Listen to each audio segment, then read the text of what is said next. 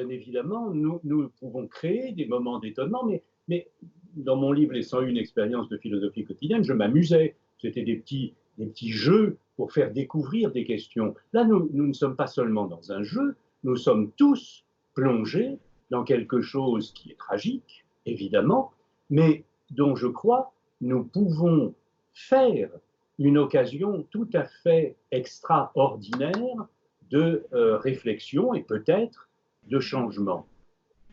L'idée de l'étonnement, thomazein en grec, c'est toujours l'idée que finalement ce qui était familier est vu tout d'un coup sous un angle nouveau, étrange. Eh bien, ce monde qui nous était si familier, il est tout d'un coup apparu depuis quelques semaines sous un angle différent, inquiétant, arrêté, confiné. Et je crois que nous devons prendre mesure de cette situation, prendre appui en quelque sorte sur cette situation pour réfléchir. Parce que qu'est-ce que l'on voit?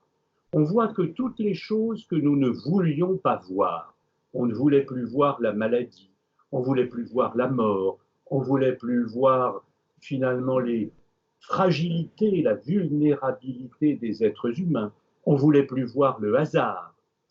Tout cela, tout d'un coup, nous est renvoyé en direct. Nous sommes soumis au hasard, nous sommes soumis finalement à l'imprévu, à la vulnérabilité, à la fragilité, évidemment à la mort et à la finitude, mais pas du tout d'une manière qui serait forcément accablée, triste.